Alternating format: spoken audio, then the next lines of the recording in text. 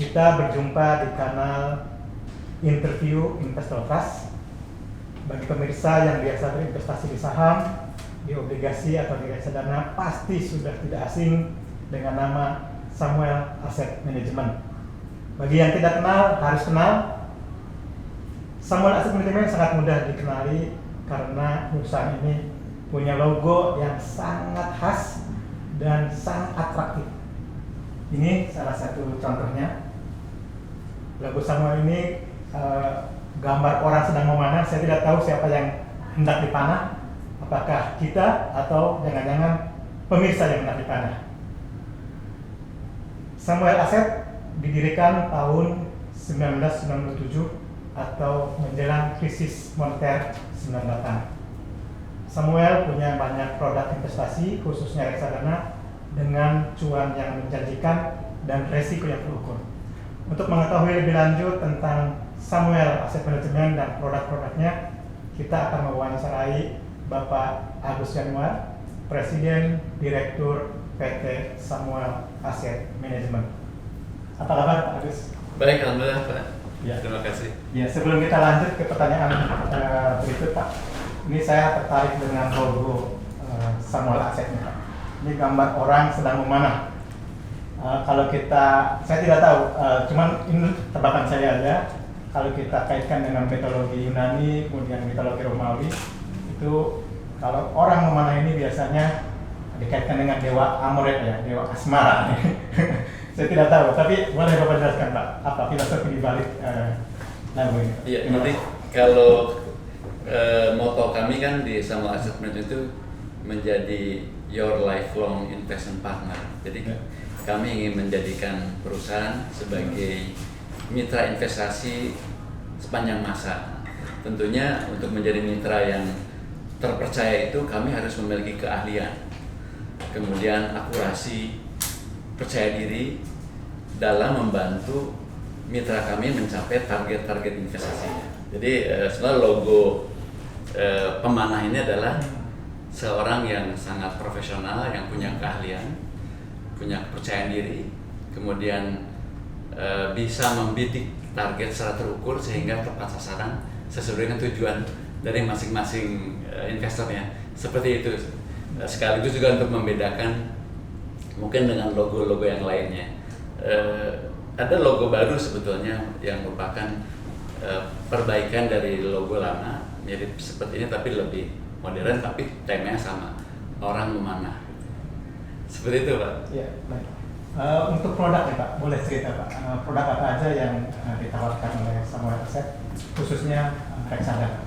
Ya, kalau reksadana kita hampir semua aset kelas ada, dari mulai pasar uang, kemudian reksadana obligasi, campuran, saham, baik yang syariah maupun yang konvensional. Kemudian produk-produk terstruktur seperti reksadana penyertaan terbatas, di mana kami juga berinvestasi di real sector, juga ada. Kemudian selain reksadana tentunya ada kontrak pengelolaan aset investasi sebagai produk yang kami kelola kepada investor secara bilateral.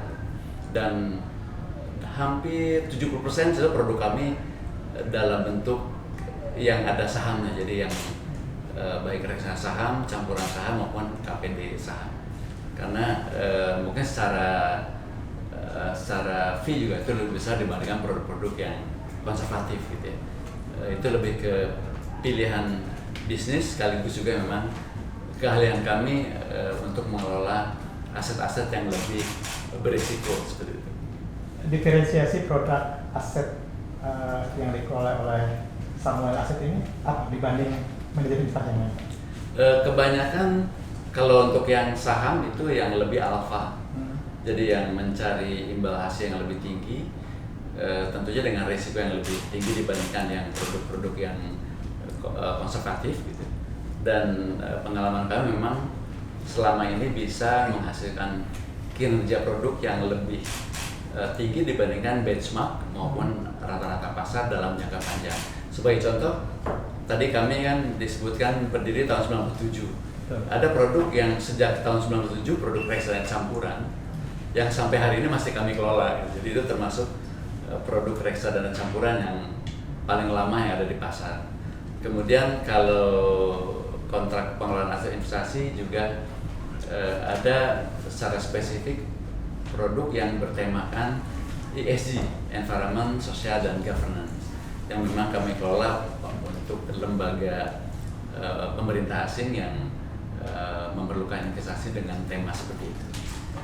Boleh kasih contoh Pak, return produk unggulan sama Kalau yang reksadana campuran yang sejak tahun 97 itu berarti hampir 26 tahun, itu rata-rata per tahunnya itu sekitar 11% per tahunnya. Jadi ada tahun-tahun yang menurut tinggi, ada koreksi tapi 11%. Itu kalau rata-rata inflasi sepanjang 26 tahun itu sekitar 6%, berarti bisa mengalahkan investasi, mengalahkan inflasi. Kemudian kalau reksadana saham, salah satu flagship kami itu didirikan tahun 2011, itu imbal hasil sekitar 9%. Tapi kalau tahun ini dari awal tahun sampai bulan September kemarin sekitar 17%. 17%. Oh. Jadi termasuk yang mungkin untuk reksadana dengan dana kelolaan 1 triliun termasuk yang relatif cukup baik.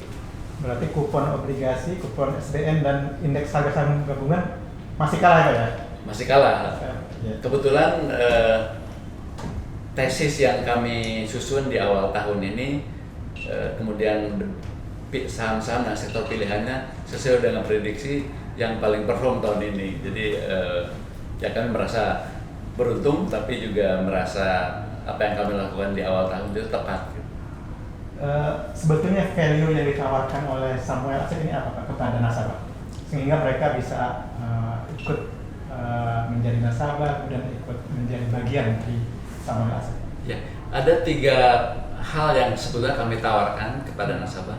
Yang pertama itu performance, yaitu kinerja atau imbal hasil dari produk-produk yang kami kelola yang kepada mereka. Kemudian yang kedua adalah governance, tata kelola usaha kami dalam mengelola perusahaan dan mengelola produk-produk tersebut, di mana kami mengelola secara berbasis riset gitu ya, pengambilan keputusan investasinya, kemudian juga memanfaatkan informasi-informasi yang kami nilai paling akurat untuk menjadi pilihan.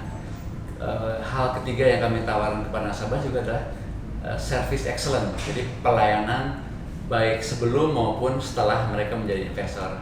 Salah satunya adalah dengan kami membentuk Sam Learning Center, di mana kami bisa berbagi pengetahuan, informasi, termasuk melatih mereka, memberikan literasi tentang perencanaan keuangan, tentang investasi, serta tentang kondisi pasar terkini, sehingga mereka baik secara investor perorangan maupun investor lembaga bertambah pengetahuan dan pemahaman tentang apa yang terjadi di pasar.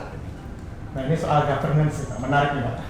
Sekarang kan banyak orang yang bilang kepercayaan masyarakat terhadap pasar modal, termasuk di industri reksadana, itu masih belum pulih ya, karena kasus kemarin. Yeah. Masyarakat memantau terus nih Pak, kasus Jiwasraya, kasus Asabri, kemudian kemarin yang terbaru Fesnaya. Kemudian banyaklah kasus di industri pasar modal yang kemudian berimbas ke industri reksadana. Menurut Bapak, sebetulnya citra industri reksadana itu di mata masyarakat seperti apa? Saya rasa sebetulnya kalau dari sekarang ada 95 manajer investasi ya, sebagian besar 90% lah gitu, itu memang yang berniat baik, punya etikat baik untuk berkembang secara baik dengan tata kelola yang juga baik. Memang kalau godaan di dalam industri ini adalah bagaimana sebuah perusahaan ingin cepat naik dana kelolaannya, ya, gitu. Nah, itu kadang-kadang mungkin ada teman-teman yang kurang hati-hati gitu ya, yang secara sadar atau tidak sadar ada aturan yang dilanggar gitu. Tapi kalau di kami sendiri meyakini bahwa sebagian besar teman-teman itu ingin tumbuh secara natural dan beritikat baik gitu. Cuma tadi kalau di istilah investor trust dulu kan nilai titik menyebut sebelah. Kalau di kami sendiri memang kami juga ingin tumbuh secara alami gitu. Makanya semua pengelolaan aset yang kami kelola itu bersumber dari filosofi yang kami yakini gitu. Bahwa imbal hasil ataupun kami harus mengelola berdasarkan riset base. Jadi riset adalah satu-satunya alat untuk pengambilan keputusan investasi yang menurut kami paling baik gitu. Yang kedua adalah harus long term. Pendekatan waktu kita membeli aset investasi itu bukan untuk day trade atau jangka trade lebih panjang, baik pilihan asetnya maupun jangka panjang dalam hal berhubungan dengan investor gitu. Kemudian yang ketiga adalah menggabungkan antara mengelola resiko dengan mengharapkan imbal hasil yang tinggi, jadi sehingga ada gabungan antara risk management dan ekspektasi. Dan yang terakhir adalah tadi tata kelola perusahaan. Jadi saya rasa salah satu yang kalau belajar dari pengalaman saya kerja di pasar modal sejak tahun 90, yang paling berharga itu memang integritas. Dan kalau imbal hasil kan naik turun bergantian yang bagus saja, tapi integritas itu yang paling utama dan itu menjadi pilihan biasanya bagi investor untuk menempatkan dananya di salah satu atau beberapa manajer investasi. Nah, apa yang Bapak tanamkan kepada para karyawan supaya tetap teguh dengan integritas mereka? Ya, kami biasanya ada pertemuan rutin gitu ya, bahwa kalau saya pribadi misalnya mencontohkan bahwa kalau bekerja itu mungkin ada 4 hal gitu ya. Pertama adalah harus benar, bahwa yang kita kerjakan itu benar, produknya benar gitu ya. Kemudian yang kedua harus bisa dipercaya, bisa mengemban amanah gitu. Yang ketiga juga kita harus bisa mengartikulasikan apa yang kita lakukan, misalnya tadi membuat tesis investasi, melakukan presentasi tentang outlook. Kemudian terakhir adalah kita harus cerdas di dalam mengelola, kemudian memilih dan memilah informasi yang sebenarnya yang paling relevan dengan yang kita kelola gitu. Sehingga dengan 4 hal tadi, benar, dapat dipercaya, kemudian bisa berkomunikasi dengan baik dan cerdas, itu kita bisa menghasilkan produk yang baik sekaligus memiliki budaya perusahaan yang juga baik dan akhirnya bisa dipercaya oleh investor. Soal governance industri nih Pak, mungkin Bapak punya pandangan tersendiri mengenai regulasi ya. Bagaimana regulasi di kita ini bisa menciptakan industri yang bisa memegang teguh governance, sehingga industri reksadana ini tidak lagi dipandang sebagai industri yang rawan atau mudah melakukan investasi.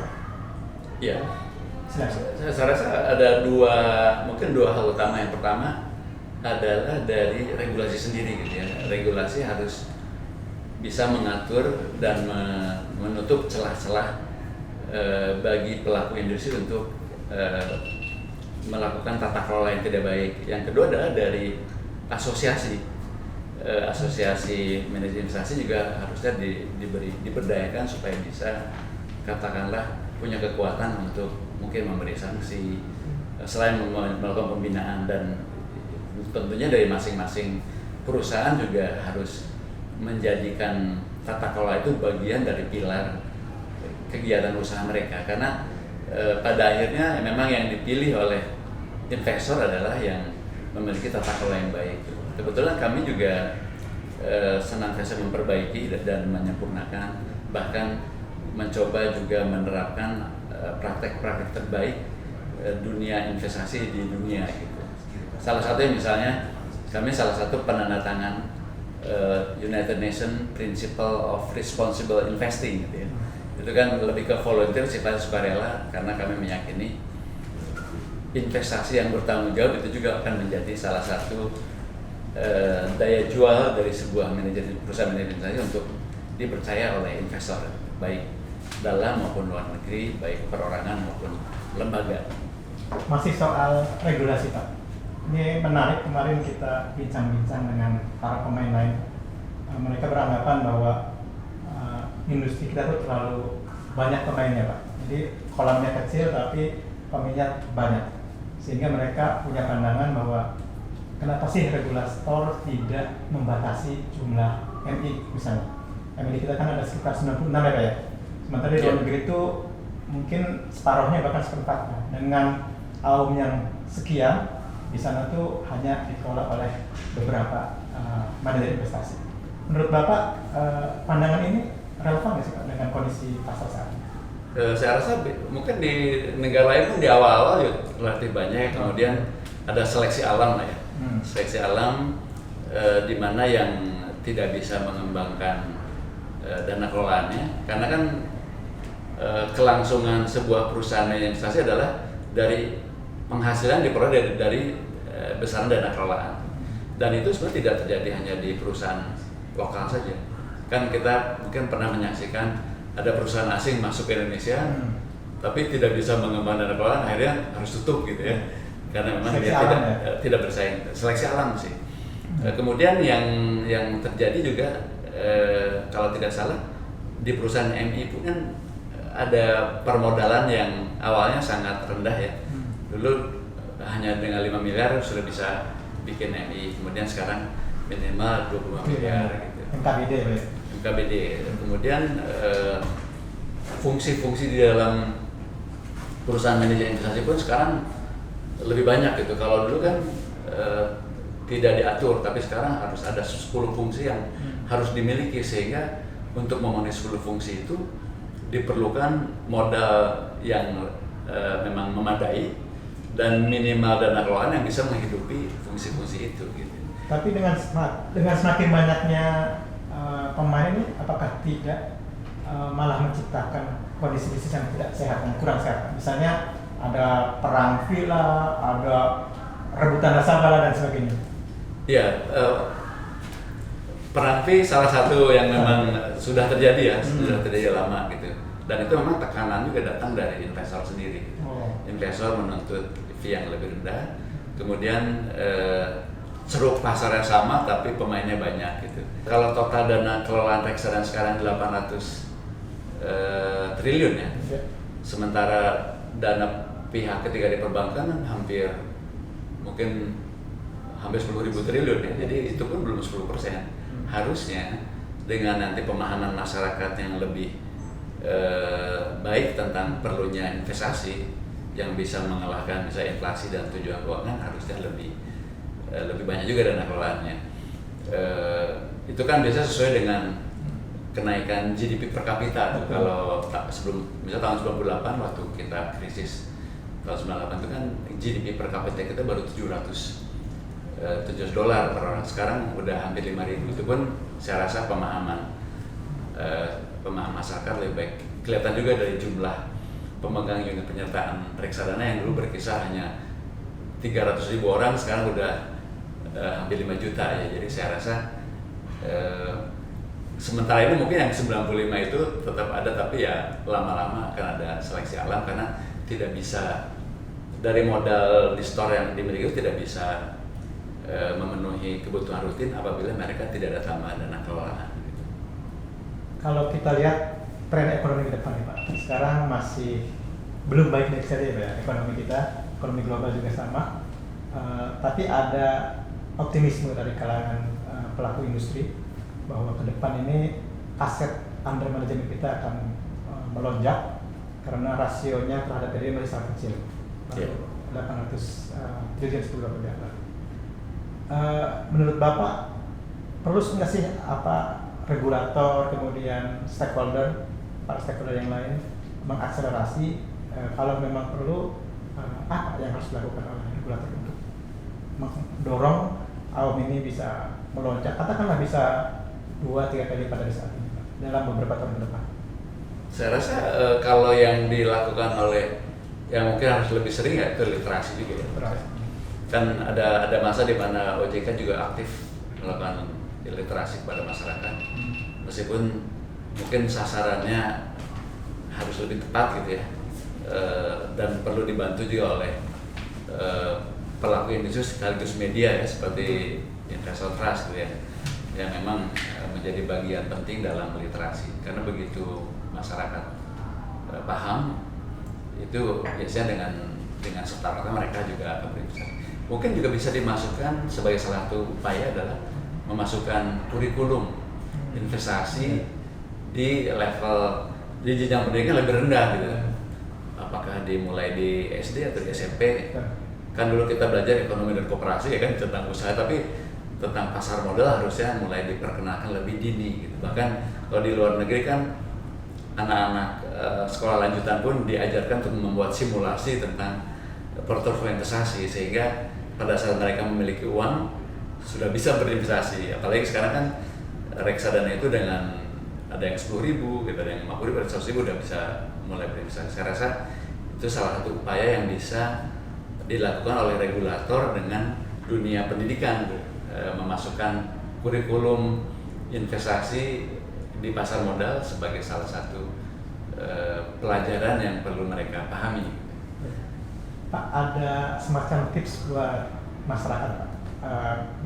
Misalnya mereka mau masuk ke reksadana, kira-kira reksadana apa yang menjanjikan return yang bagus?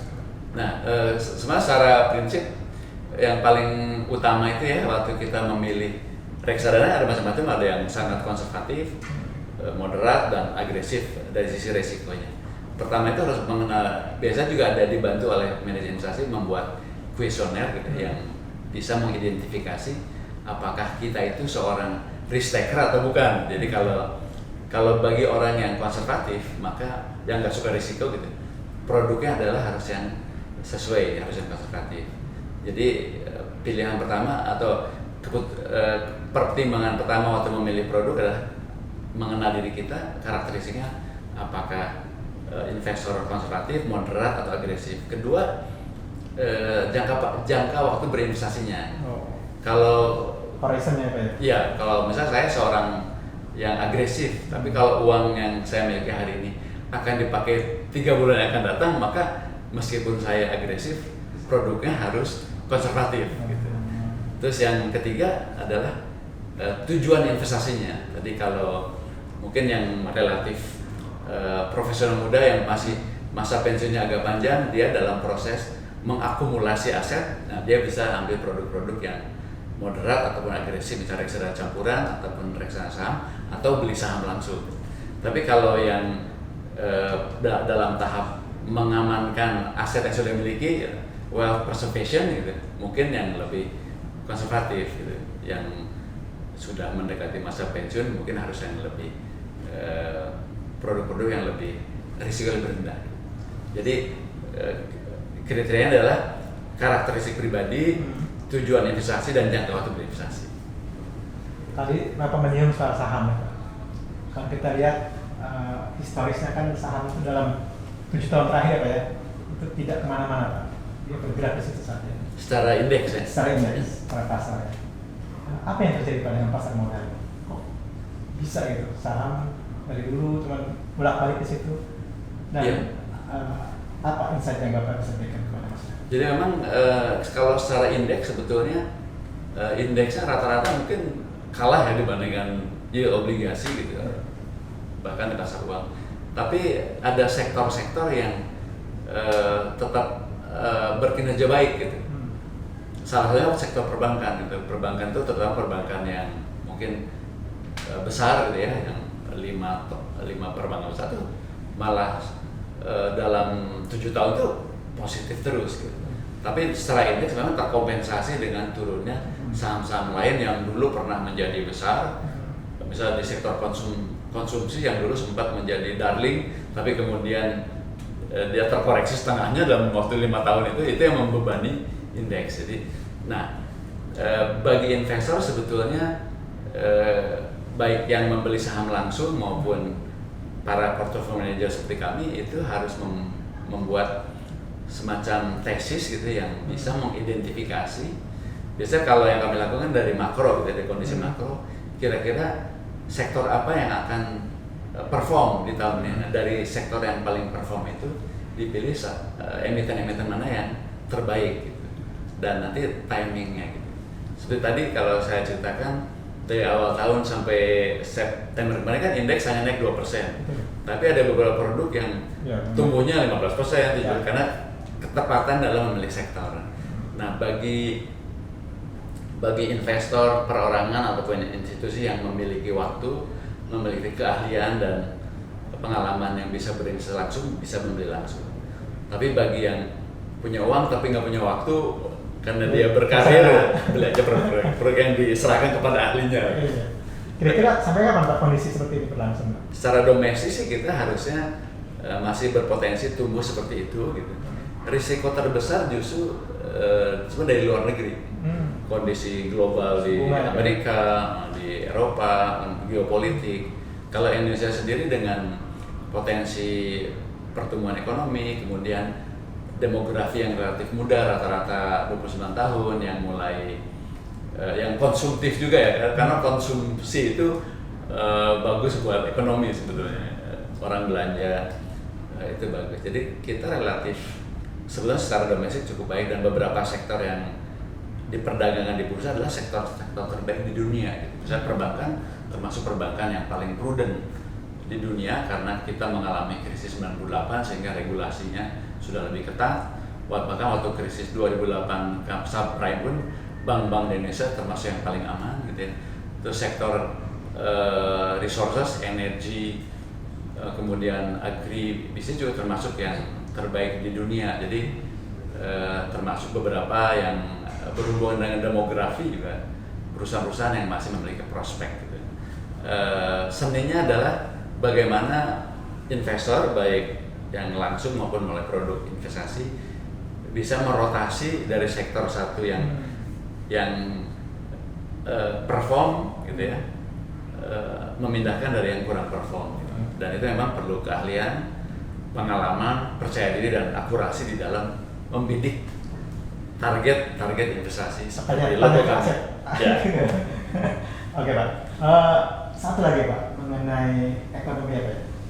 Ini banyak orang menganggap 2023, 2024 itu tahunnya wait and see, karena di dalam negeri kita akan pemilu. Kemudian di luar negeri The Fed masih akan cenderung hawkish. Kemudian ekonomi China juga tidak baik-baik saja. Kemarin manufakturnya bagus tapi ternyata tidak sebagus yang diekspektasikan. Lalu Eropa apalagi karena mereka bahkan sedang menghadapi resiko stagflasi ya Pak. Nah, kembali ke pertanyaan kami tadi, sampai kapan ini? Apakah 2024 masih seperti ini atau ada harapan nanti di 2025? 2024 tuh kalau kegiatan politik banyak ya di Indonesia kan Februari, kemudian Presiden Amerika November, terus Eropa juga mungkin ada beberapa yang melakukan pemilu. Sebetulnya sekarang kepemimpinan ekonomi dunia itu sedang berubah dari barat ke timur ini ya. Salah satu yang membuat timur itu berarti kan Cina, India, Indonesia gitu ya, atau emerging market ya, termasuk Brazil yang berbasis komoditas. Sementara beberapa negara barat terutama gitu, mereka waktu ada krisis ekonomi itu obatnya semacam obat dewa gitu ya, pakai quantitative easing yang memang jangka pendek cepat tapi juga berisiko.